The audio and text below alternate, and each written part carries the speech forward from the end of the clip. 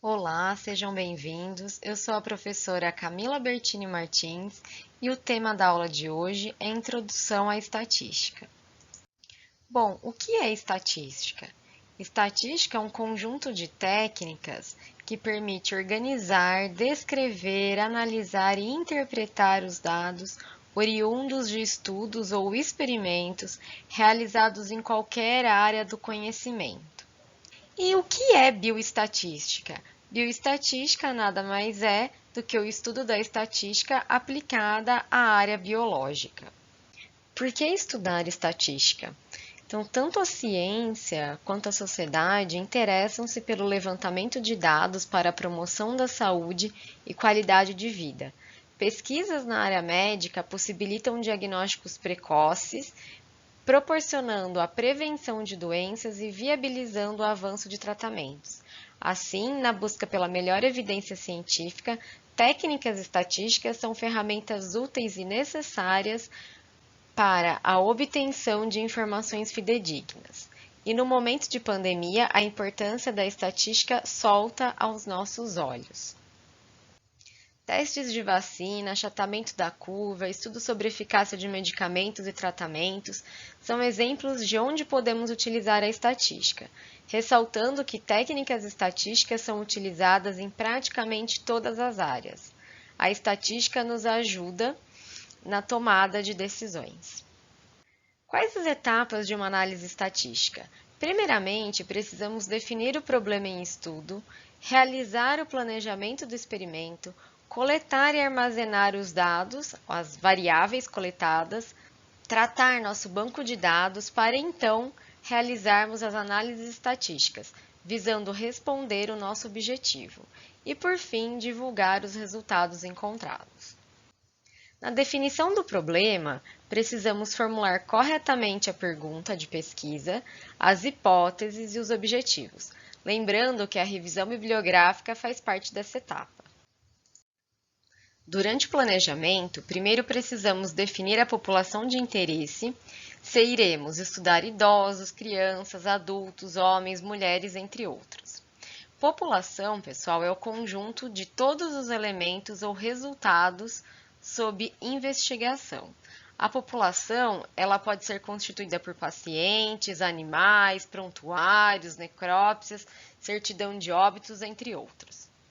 Depois, devemos definir o tipo de estudo, se ecológico, transversal, coorte, ensaio clínico, entre outros. Decidir se trabalharemos com a população toda, ou seja, realizar um censo, ou se trabalharemos com parte dessa população, ou seja, uma amostra. Ao escolhermos trabalhar com uma amostra, esta, pessoal, ela deve ser representativa da população. Para representar bem uma população, a amostra ela tem que ter qualidade, né? Ou seja, delimitar o universo capaz de ser representado, representar todos os estratos da sua população e utilizar um método aleatório para selecionar os elementos dessa amostra. Ela também, pessoal, precisa ter quantidade, tá? O cálculo do tamanho amostral, né, vai depender do tamanho da população, das características da população, da frequência dessa variável de interesse na população, do grau de precisão desejado pelo pesquisador, de como a amostra ela vai ser selecionada, então, ou seja, qual o tipo de amostragem, e também levar em consideração as possíveis perdas de elementos dessa amostra. Como coletar uma amostra? Né? Então, coletamos uma amostra através de levantamentos amostrais, onde a amostra ela é obtida de uma população bem definida por meio de processos bem protocolados e controlados pelo pesquisador. Nós podemos selecionar uma amostra através de métodos probabilísticos e métodos não probabilísticos. Os métodos probabilísticos, eles reúnem todas as técnicas que usam mecanismos aleatórios de seleção dos elementos de uma amostra, né, atribuindo a cada um desses elementos uma probabilidade conhecida de pertencer à amostra. Já os não probabilísticos são as amostras intencionais, amostras de voluntários, aquelas onde não existe uma seleção aleatória dos indivíduos. Dentre os métodos probabilísticos, nós temos a amostragem aleatória simples. Então, é o tipo mais comum e simples de retirar uma amostra probabilística. Então, nesse tipo de amostragem, cada unidade amostral ela é selecionada aleatoriamente, tá? Até que seja atingido o número total de unidades amostrais desejado. Aqui, pessoal, cada indivíduo da população tem a mesma chance, tá, de ser selecionado. Então, imagine que a gente tem uma população de 20 indivíduos, tá?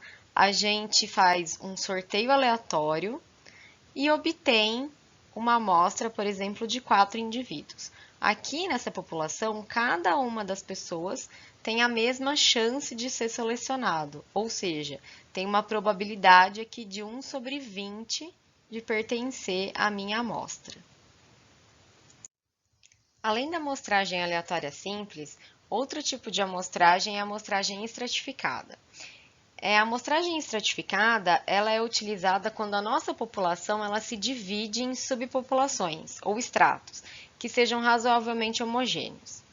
Tá? Consiste em especificar quantos itens da amostra serão retirados de cada extrato, tá? Lembrando que a proporcionalidade entre a amostra do extrato e a população desse extrato deve ser respeitada. Tá? Para exemplificação, considere uma população de 20 indivíduos constituída por homens e mulheres. Neste caso, temos 2 extratos. O extrato 1 é formado por 12 indivíduos do sexo masculino, ou seja, a proporção de homens nessa população é de 60%. E o extrato 2 é formado por 8 indivíduos do sexo feminino, ou seja, a proporção de mulheres na população é de 40%. Para garantir que a nossa amostra ela seja representativa com relação ao sexo, vamos tirar uma amostra estratificada de, digamos, 10 indivíduos. Para isso, nós devemos selecionar aleatoriamente 6 homens e 4 mulheres, garantindo a proporcionalidade. Outro tipo de amostragem é a amostragem por conglomerados, que é quando a população é natural ou artificialmente dividida em grupos. Nesse tipo de amostragem, nós sorteamos aleatoriamente os conglomerados e todos os elementos pertencentes aos conglomerados sorteados são selecionados. Então, exemplos de conglomerados podem ser quarteirões, escolas, residências, famílias, bairros, sala de aula, entre outros. Outro tipo de amostragem frequentemente utilizada é a amostragem sistemática. A amostragem sistemática ela consiste em escolher uma constante conveniente. Então, por exemplo, digamos 3. Tá? Sortear o primeiro indivíduo, digamos que seja o nosso indivíduo número 2. Evitar tantos indivíduos quantos forem indicados pela constante, que no nosso caso é 3, e tomar o indivíduo seguinte. Repetir esse processo, pessoal, a partir do segundo passo até obter o tamanho amostral desejado. Outra etapa importante dentro do planejamento consiste na elaboração do instrumento para a coleta de dados. Então, algumas recomendações para a elaboração de questionários. Então, elaborar questões com o propósito de responder o seu objetivo. As questões elas devem ser objetivas, tá? Evitar questionários longos, evitar questões repetitivas, né? E testar previamente esse questionário. Lembrando, pessoal, que a elaboração de instrumento para coleta de dados é um trabalho árduo, uma ciência, aí, digamos, à parte, e deve ser constituída por uma equipe multidisciplinar. Aqui, pessoal, nós temos um exemplo de questionário da notificação da Covid-19 no início da pandemia, tá? Retirado do saude.gov.br. Então, como questões, variáveis a serem investigadas, nós temos a data da notificação, no caso, o número do cartão SUS desse paciente, o CPF, o nome, o sexo, a data de nascimento, a idade em anos, a data dos primeiros sintomas, se o paciente utilizou analgésico, antitérmico ou anti-inflamatório, quais os sinais clínicos observados, né? Então, aqui é um exemplo, né, de um questionário. Bom, então, recapitulando, dentro do planejamento, nós temos as etapas de definição da população do estudo, a definição do tipo do estudo, a definição do levantamento amostral e a elaboração do instrumento para coleta de dados. Concluída a etapa do planejamento, os próximos passos são a coleta e o armazenamento dos dados. Dentro da coleta e armazenamento de dados, nós temos basicamente dois tipos de dados. Os primários, que são aqueles onde o pesquisador vai coletar a informação, tá? Ou os secundários, que são provenientes de fontes de informação, como, por exemplo, IBGE, DataSUS, entre outros. Após a coleta desses dados, nós precisamos construir uma base de dados que possa ser utilizada na análise estatística desses dados. Então, um banco de dados, pessoal, aqui a gente está revendo o exemplo da notificação inicial do Covid-19. Então, nas colunas nós vamos ter as variáveis de interesse, então a gente tinha aqui data da notificação, número do cartão SUS, CPF, nome, entre outros, né? E na linha nós vamos ter os indivíduos. Lembrando que quando a gente constrói um banco de dados, é sempre interessante a gente construir também o dicionário desse questionário. Então, por exemplo, no questionário, a pergunta era sobre a data da notificação. Como que essa pergunta, essa variável, ela foi codificada no banco de dados? Ela foi chamada, né, renomeada de data underline notificação, né? E a gente faz isso para cada uma das nossas variáveis. Então, por exemplo, aqui, ó, o sexo. Né, no questionário, a escrita é sexo, no banco de dados continua sendo sexo, mas aqui a gente tem um código. A gente atribuiu o número 0 ao sexo feminino e o número 1 ao sexo masculino, tá?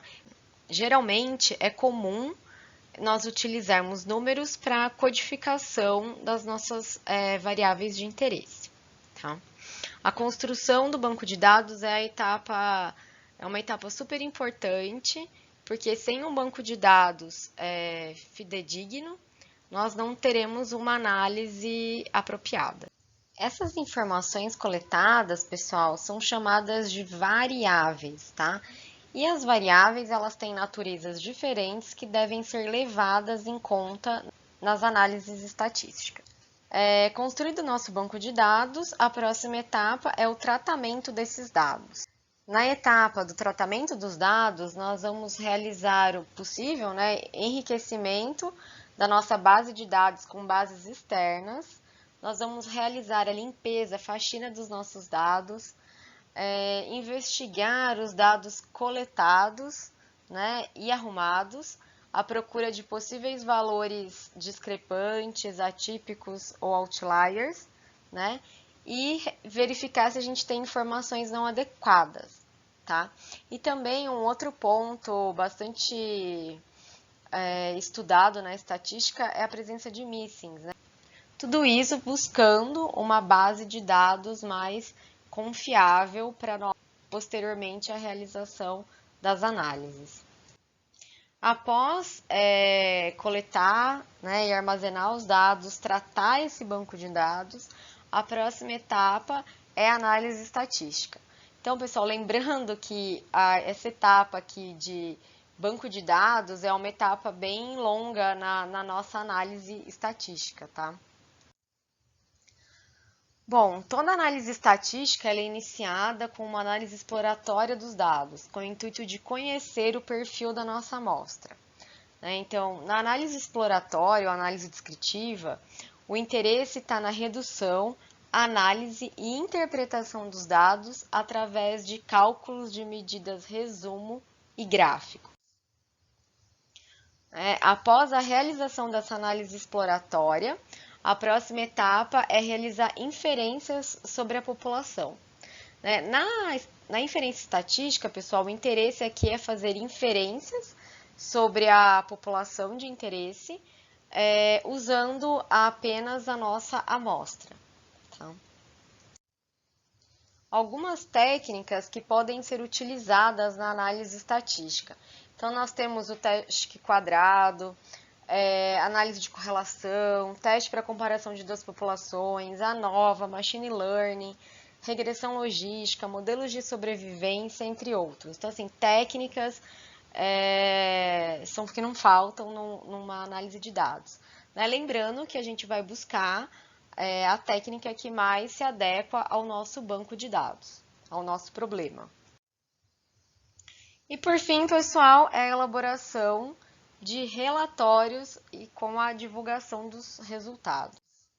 Então, aqui a gente vai construir os relatórios, um relatório estruturado, com objetivo, uma linguagem científica, contendo a introdução, objetivos, métodos, os resultados, a discussão, as conclusões, recomendações e bibliografia. Então, aqui uma super dica para vocês é guardar o banco de dados, os códigos, o dicionário e os questionários por pelo menos 5 anos. Bom, pessoal, espero que tenham aproveitado a aula. Não deixem de assistir às próximas aulas e vídeos. Muito obrigada pela participação e até a próxima.